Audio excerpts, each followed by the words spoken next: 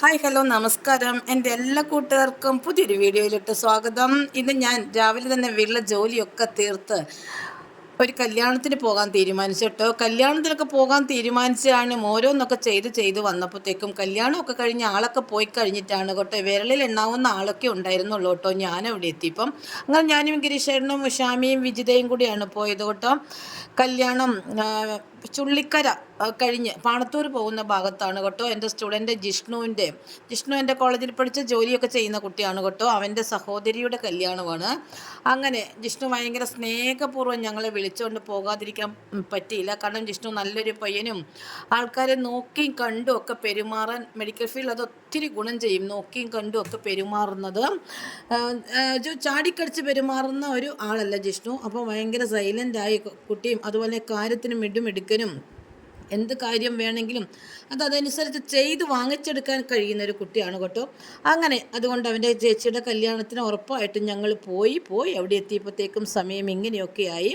അതൊക്കെ കഴിഞ്ഞ് അവിടെ ചോറ് വേണ്ടവർക്ക് ചോറും ബിരിയാണി വേണ്ടവർക്ക് ബിരിയാണി ഉണ്ടായിരുന്നു. ഞങ്ങൾ കുറച്ച് ആൾക്കാർ ചോറ് കഴിച്ചു, ബാക്കിയുള്ളവർ ബിരിയാണിയൊക്കെ കഴിച്ച് ഞങ്ങൾ മടങ്ങിയെത്തി വൈകുന്നേരം ആയപ്പോഴേക്കും അതാ എൻ്റെ സ്റ്റാഫ് ഡോക്ടർ നിവേദിതയുടെ വെഡ്ഡിങ് ആനിവേഴ്സറിയാണ് കേട്ടോ. നിവേദിത രാവിലെ തന്നെ കേക്കൊക്കെ കൊണ്ടുവന്നു. പിന്നെ രാവിലെ തൊട്ടേ എല്ലാവർക്കും തിരക്കായതുകൊണ്ട് അതങ്ങനെ വെച്ചു.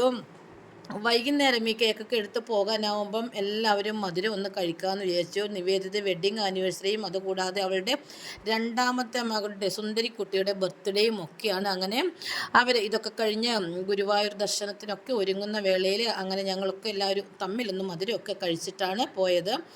അങ്ങനെ ഞങ്ങളെല്ലാവരും, ഞാനും അതുപോലെ തന്നെ എൻ്റെ എല്ലാ ലെക്ചേഴ്സും നിവേദിയുടെ വെഡ്ഡിങ് ആനിവേഴ്സറിയിൽ വളരെ സന്തോഷപൂർവ്വം അവൾ തന്ന മധുരപലഹാരങ്ങളൊക്കെ എല്ലാവരും കഴിച്ചു. അങ്ങനെ ഇതൊക്കെ നല്ലൊരു സന്തോഷ നിമിഷവും പിന്നെ അതുപോലെ ഒത്തിരി ബുദ്ധിമുട്ടും ടെൻഷനിലൊക്കെ ജോലി ചെയ്തുകൊണ്ടിരിക്കുന്ന സമയത്ത് വീണ് കിട്ടിയ 5 മിനിറ്റ് അല്ലെങ്കിൽ 10 മിനിറ്റ് നമുക്ക് വളരെയധികം ഒരു എനർജി, നമ്മൾക്ക് നഷ്ടപ്പെട്ടു പോയ എനർജിയൊക്കെ വീണ്ടും നമ്മളിലോട്ട് തിരിച്ചു വരുന്ന ഓരോരോ കാര്യങ്ങളൊക്കെയാണ് കേട്ടോ. ഇങ്ങനെ കൂടിയിരിക്കുകയും ഭക്ഷണം എന്തെങ്കിലുമൊക്കെ കഴിക്കുകയും എന്തെങ്കിലുമൊക്കെ വിഡ്ഢിത്തങ്ങൾ പറയുകയൊക്കെ ചെയ്യുന്ന ജോലിയുടെ തിരക്കിൽ ആർക്കും ഒന്നും സംസാരിക്കാൻ സമയമില്ല.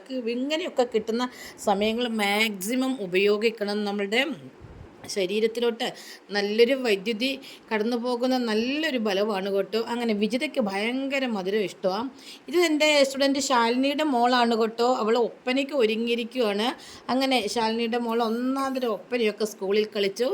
അങ്ങനെ കുറച്ച് അതിൻ്റെ ഒരു ചെറിയൊരു വീഡിയോ ആണ് കേട്ടോ. നല്ല ഒന്നാന്തരമായിട്ട് സുന്ദരി കുട്ടികൾ അങ്ങോട്ട് ഒരുങ്ങി നിൽക്കുന്ന എന്തൊരു സന്തോഷമല്ലേ ഇങ്ങനെയൊക്കെ കാണാൻ. നമ്മൾ കുറേ കുഞ്ഞായിരുന്നെങ്കിലോ എന്നങ്ങ് ആഗ്രഹിച്ചു പോയി. ഇങ്ങനെയൊക്കെ ആഗ്രഹിക്കുന്ന ആരെങ്കിലും ഉണ്ടോ എന്നെപ്പോലെ? തിരിഞ്ഞ് നമുക്കൊരിക്കലും പോകാൻ പറ്റില്ല, എന്നാലും നമ്മുടെ മനസ്സുകൊണ്ട് ഇങ്ങനെ ഒത്തിരി പുറകിലോട്ട് പോകാൻ സാധിക്കും.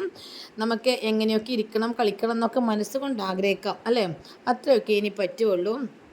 ഇത് ഇന്ന് പരപ്പയിൽ വൈകുന്നേരം നടന്ന ഒരു പ്രോഗ്രാമിൻ്റെ ഒരു ചെറിയ ഭാഗമാണ് കേട്ടോ. ഈ കാണുന്ന ആരാണെന്ന് നമുക്ക് മനസ്സിലായി കാണൂലേ? കാലൻ്റെ രൂപമാണ് കേട്ടോ.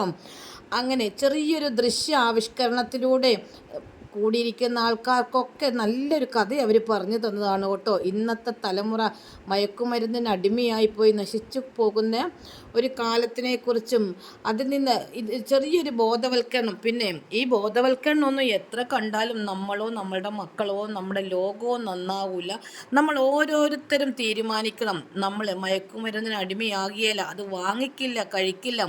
അതുമാത്രമല്ല എൻ്റെ സഹജീവികൾക്ക് ഞാൻ ഇത് നൽകില്ല എന്ന് നമ്മൾ ഓരോരുത്തരും തീരുമാനിച്ചാൽ മാത്രമേ മയക്കുമരുന്നിൻ്റെ വിപത്തിൽ നിന്ന് നമുക്ക് രക്ഷപ്പെടാൻ സാധിക്കുകയുള്ളൂ. നമ്മളിങ്ങനെ ഓരോ പ്രോഗ്രാമുകൾ ഇങ്ങനെ കാണുമ്പോൾ നമ്മുടെ മനസ്സിന് വേദനയ്ക്കും, കണ്ണിൽ ചിലപ്പം കണ്ണുനീര് പൊടിഞ്ഞെന്നിരിക്കും.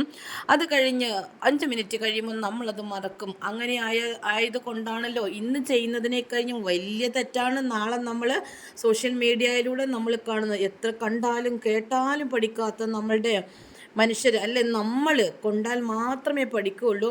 അപ്പോൾ ഇതുപോലെയുള്ള ഒത്തിരി പ്രോഗ്രാമുകളിലൂടെ ആരെങ്കിലും നന്നാക്കാമെന്ന് ഇവരും തീരുമാനിച്ചതാണ്. ഹായ്.